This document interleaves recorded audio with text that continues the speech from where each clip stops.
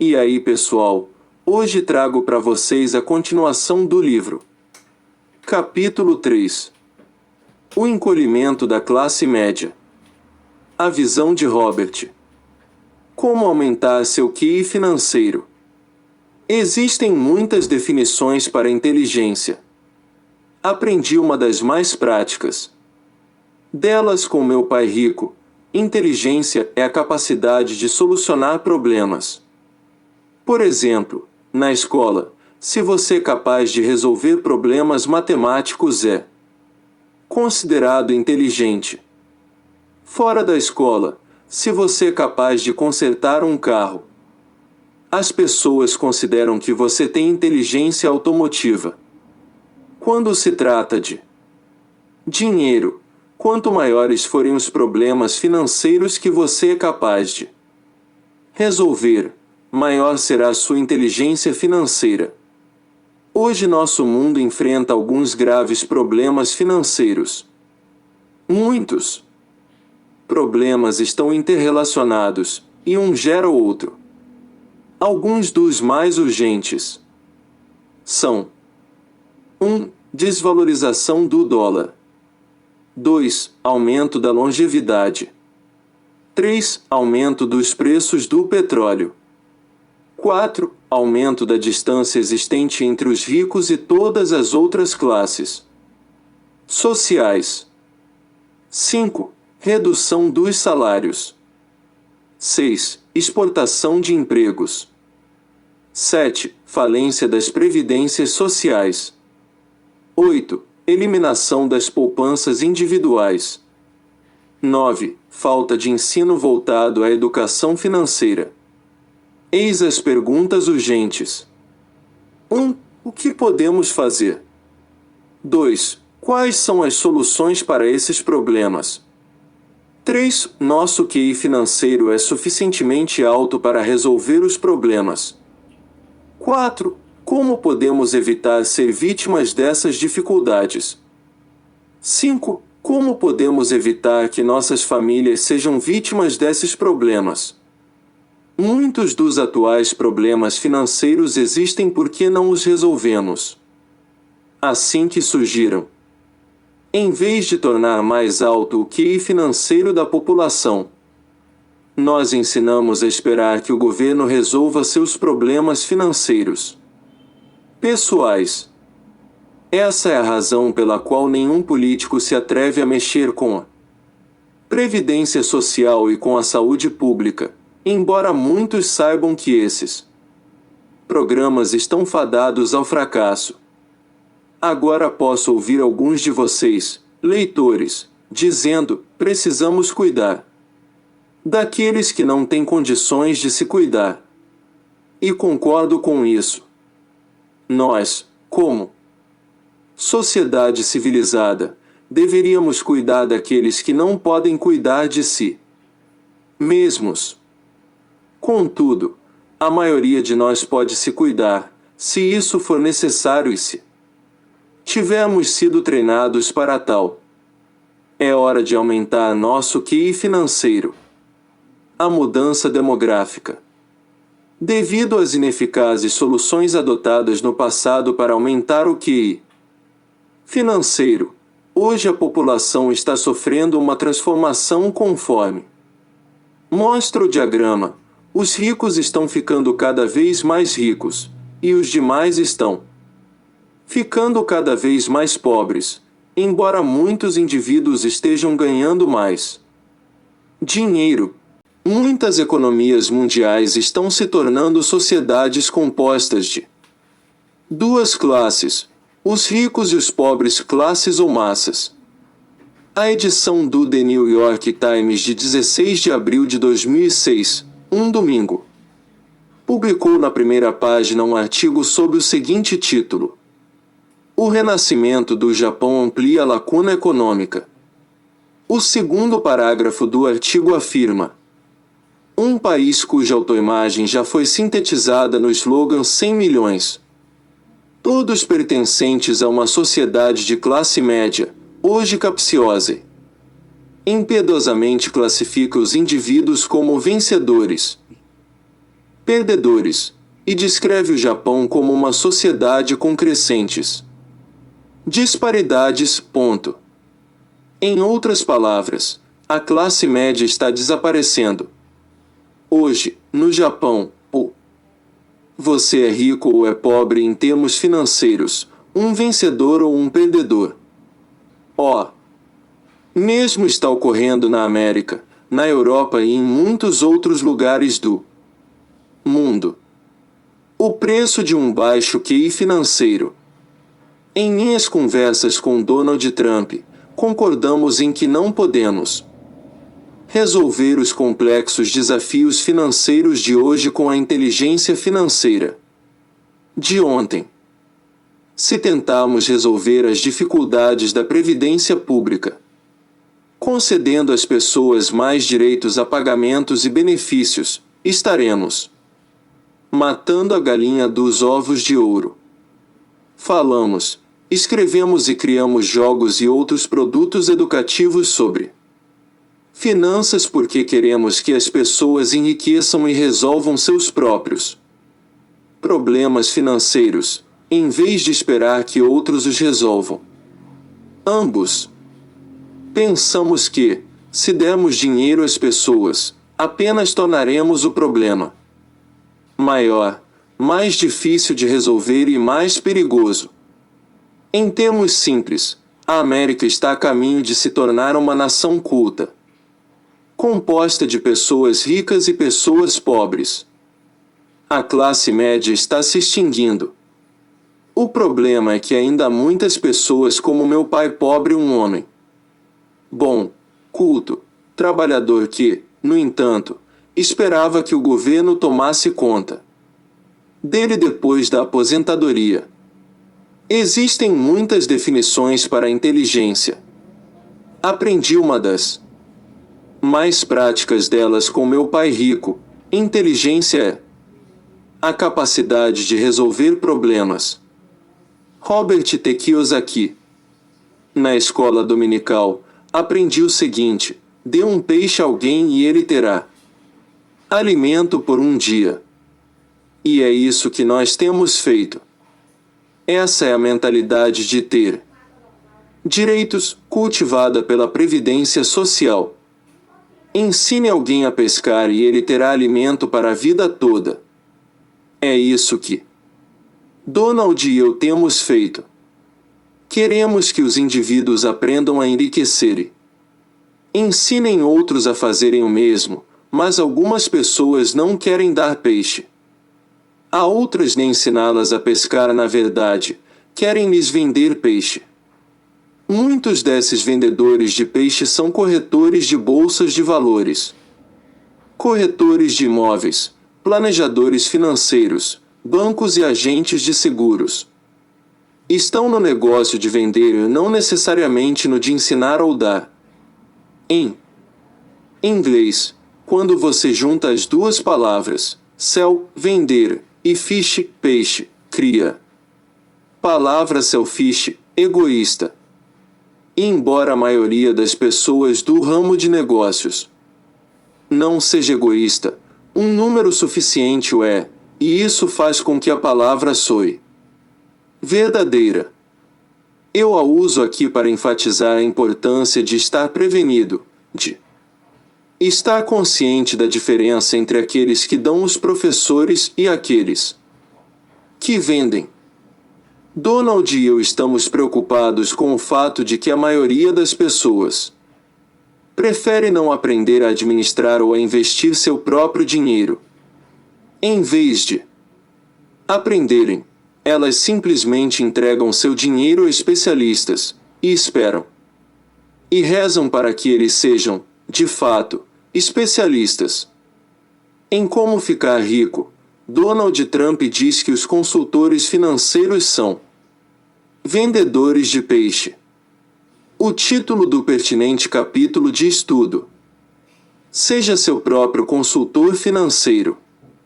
O capítulo começa assim: muitas pessoas contratam consultores financeiros, mas já vi inúmeros consultores levarem seus clientes à falência. Os atletas Particularmente, ganham muito dinheiro na juventude. Com bastante frequência, um gerente dilapida a fortuna do atleta e, quando ele chega aos 30 anos, tudo o que lhe resta são as glórias do passado e ele é obrigado a trabalhar para sobreviver. Queremos ensiná-lo a pescar. Donald Trump e eu não vendemos peixe.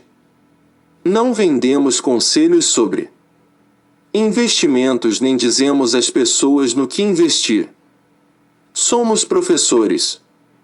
Queremos que você aprenda a enriquecer, invista seu próprio dinheiro e se torne seu próprio consultor financeiro. Queremos ensiná-lo a pescar seu próprio peixe. O segredo do pai rico. Conforme mencionei antes, muitos ricos são reservados. Não percebia que isso é verdade até que os parentes de meu pai rico me pediram para não mencionar o nome da família no livro Pai Rico, Pai Pobre. Muitos ricos preferem permanecer no anonimato. Não querem se tornar conhecidos e ou não querem compartilhar seus segredos financeiros. Por isso, tive uma grata surpresa ao descobrir que Donald Trump é muito sincero em relação à sua fortuna e deseja tornar público o segredo de seu êxito financeiro. Em seu livro Buffettology, Mary Buffett escreve: F. Scott Fitzgerald diz em um de seus livros que os milionários são diferentes de você ou de mim. E ele estava certo. Mas eles são diferentes das formas mais estranhas. A mais estranha de todas é o código de silêncio que exigem da família e dos amigos. Enquanto estive casada com Peter, filho de Warren Buffett, mais de uma vez ouvi a recomendação de não comentar com ninguém que não pertencesse à família sobre Warren e seus investimentos. Escrever este livro era algo simplesmente fora de cogitação. Depois de se divorciar de Peter, Mary Buffett rompeu o código de silêncio e decidiu explicar, em detalhes, como Warren Buffett age, revelando os segredos do ex-marido. É um excelente livro, e muito bem escrito. E realmente revela os segredos de Buffett. É um livro sobre a maneira de agir de Warren Buffett, embora ele não o tenha autorizado. Contudo, explica como Warren Buffett conduz seus negócios. Isso não significa que você ou eu, ou mesmo Donald Trump, usemos a mesma fórmula. Tampouco que queremos fazê-lo. De muitas formas, que serão explicadas mais à frente neste livro, tanto Donald como eu podemos superar as taxas de retorno do investimento de Warren. Ele talvez seja rico, mas podemos enriquecer mais rapidamente adotando nossos próprios métodos e usando uma quantidade menor de dinheiro. Você precisa descobrir o estilo e o método que lhe sejam mais adequados. Embora seja importante aprender com pessoas como Warren e Donald, também é fundamental encontrar sua própria fórmula. Muitos anos atrás, assisti a um sermão do reverendo Vernon Ash, em Atlanta, que abordava essa questão. Sua mensagem era de que as pessoas precisam elaborar seus próprios processos para que seja atribuído valor a seus objetivos. E sob a perspectiva inversa, sem um processo não existe um valor a ser atribuído ao objetivo. Por que enriquecer? Queremos estimulá-lo a enriquecer porque a América e muitos outros países estão se transformando em sociedades compostas de duas classes, rica ou pobre, classes ou massas. Apontamos uma razão para isso, se você não se decidir a ficar rico, a probabilidade é que fique pobre. Nos países ocidentais, a classe média está sendo extinta lenta, inexorável e catastroficamente. Se você deseja continuar a pertencer à classe média, talvez deva pensar em morar na China ou na Índia. Em vez de achatarem a classe média, a China e a Índia estão fazendo com que essa classe se expanda na América e em outros países ocidentais. Contudo, as opções estão se limitando a ser rico ou ser pobre. A classe média está desaparecendo, da mesma forma que as calotas polares lenta, inexorável e catastroficamente. Entretanto, na China e na Índia a classe média não tem um padrão de vida melhor que muitos norte-americanos pertencentes à classe pobre. Sendo assim, você também poderia decidir enriquecer nos Estados Unidos. A visão de Donald. O encolhimento da classe média. Certa vez, quando Robert e eu conversávamos sobre o encolhimento da classe média, dei-me conta de que algumas coisas podem ser explicadas. É como uma ampulheta, na qual a classe média representa a parte apertada, ou como alguém com uma cintura muito fina. Amanhã. Ricos. Classe média. Pobres. O que acontece quando você vira a ampulheta?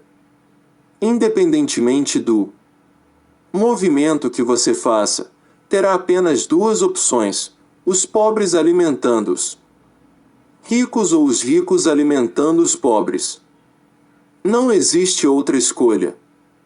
Não gosto dessa visão porque me lembra o velho mundo e seus costumes aristocráticos, contra os quais a América se revoltou. Estaremos retrocedendo a esse ponto. Para começar, os colonizadores eram idealistas equivocados. Tenho lido alguns jornais durante minhas viagens, e algumas histórias publicadas no The Wall Street Journal me fizeram pensar sobre riscos.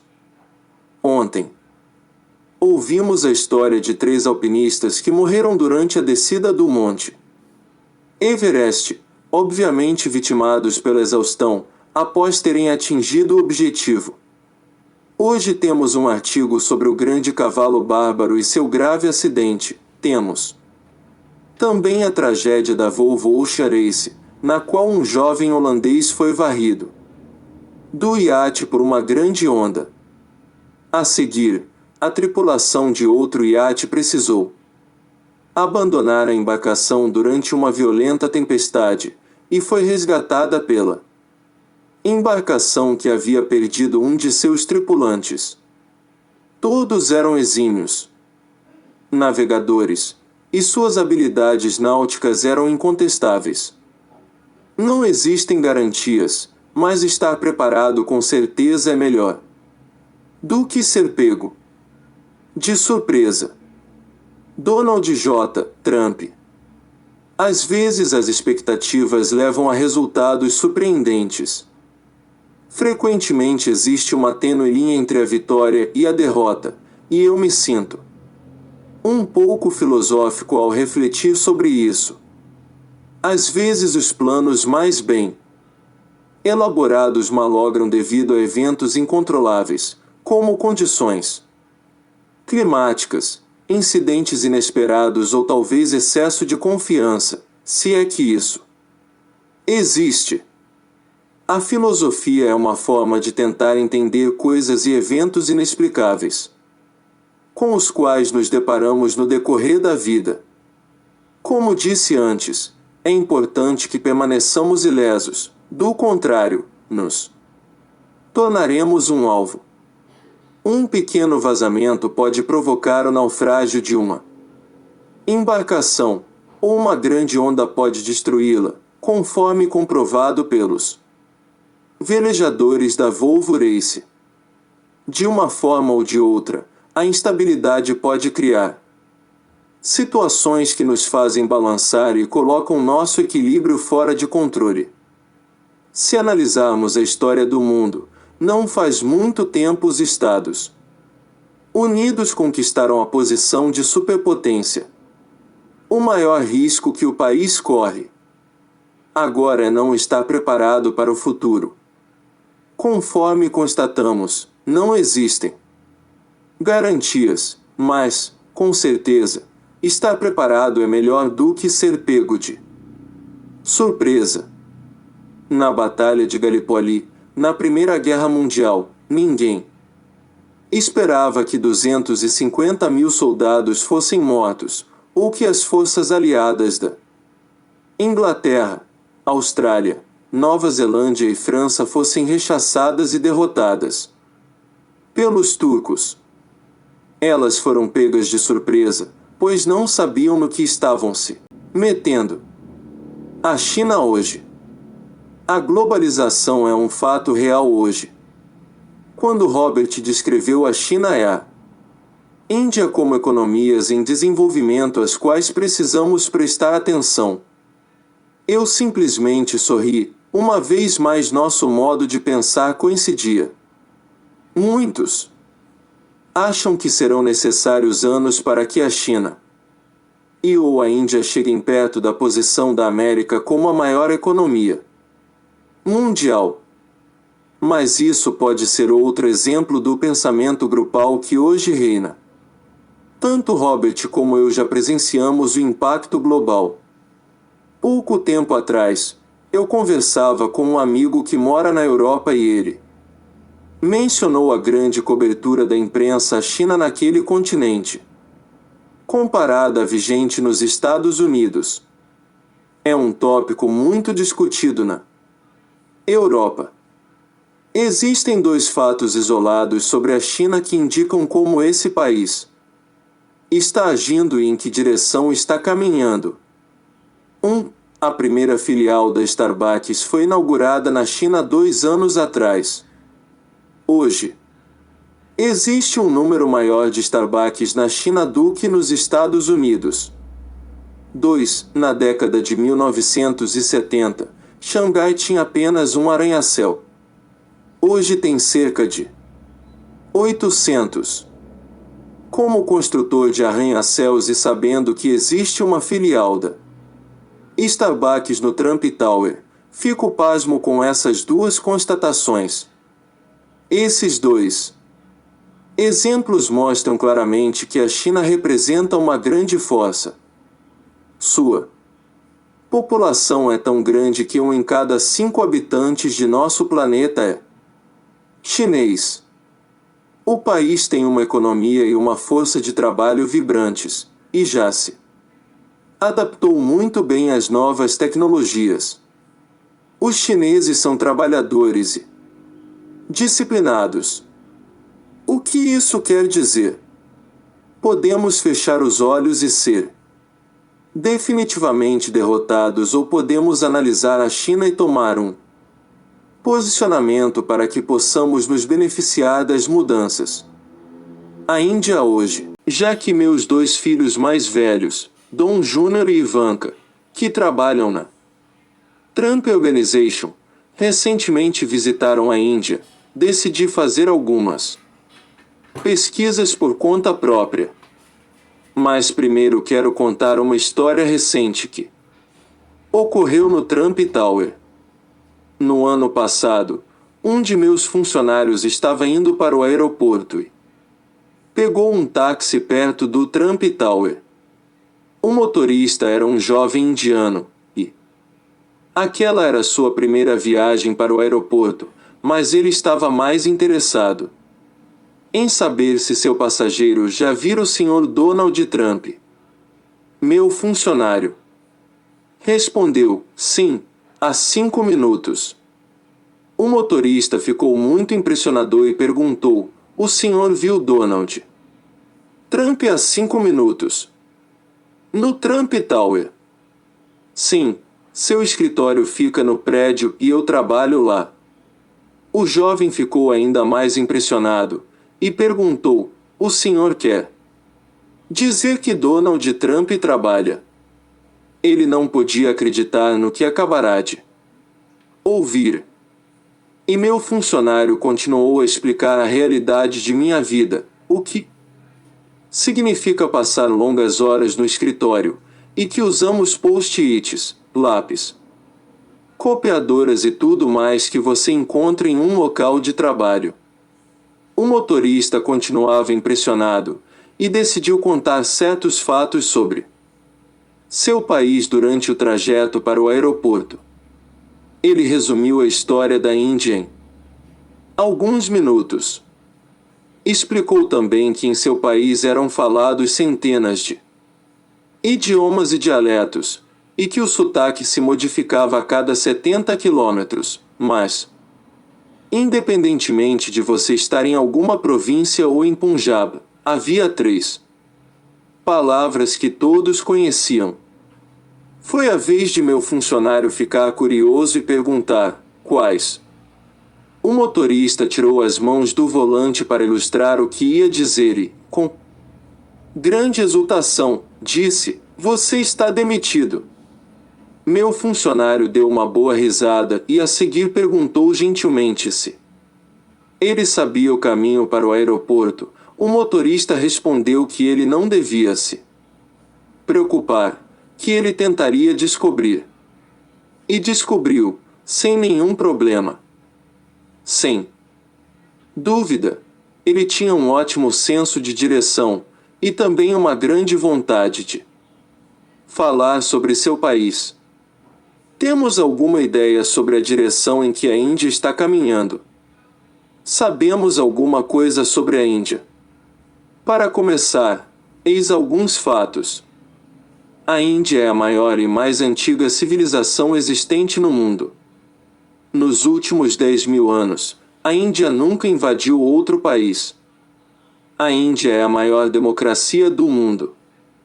A Índia é um dos poucos países do mundo que conquistou a independência sem violência. A arte da navegação nasceu no rio Sind, há 6.000 anos. Talvez essa fosse a terra natal daquele jovem motorista. Todas as línguas europeias derivam do sânscrito. A Índia era o país mais rico do mundo até o século XVII, quando foi invadida pelos britânicos. O xadrez foi inventado na Índia. A Índia inventou o sistema numérico. Albert Einstein declarou: devemos muito aos indianos, que nos ensinaram a contar. Sem isso, nenhuma descoberta científica teria sido feita. A álgebra, a trigonometria e o sistema de cálculos originaram-se na Índia. O valor de π foi calculado pela primeira vez pelo matemático Bodhayana. Foi ele também quem explicou o conceito do que hoje é conhecido como Teorema de Pitágoras. Bodhayana o descobriu no século VI, muito antes dos matemáticos europeus. A Índia é a maior nação de língua inglesa do mundo. Quero mostrar que vale a pena prestar atenção na Índia e aprender alguma coisa sobre esse país. Além do mais, 38% dos médicos nos Estados Unidos são de ascendência indiana, e 12% dos cientistas também. Os indianos representam mais rico de todos os grupos étnicos dos Estados Unidos e do mundo. Os indianos dão muito valor à educação, e muitos dirigem grandes corporações norte-americanas e mundiais. A Índia tornou-se uma grande potência econômica por conta própria, e mais uma vez repito que merece nossa atenção, não apenas como alvo turístico, como parte da história. A Índia é importante para nosso futuro, e como cidadãos conscientes do mundo como um todo, precisamos despender um pouco de tempo aprendendo sobre esse fascinante e dinâmico país. Definitivamente, o mundo enfrenta uma concorrência bastante viável, em particular por parte da China e da Índia. E isso é bom. Sempre acreditei que a concorrência pode se livrar da fatuidade, e muito rapidamente. Mark Twain disse: não fique repetindo que o mundo lhe deve uma vida decente. O mundo não lhe deve nada. Ele chegou primeiro. Isso se aplica a uma série de coisas. Façamos uma análise. Como você pode tirar vantagem dessas informações? Os ricos identificam as oportunidades, enquanto os pobres não querem vê-las e fingem que nada está acontecendo. Você consegue identificar as oportunidades que poderão surgir dessas mudanças econômicas.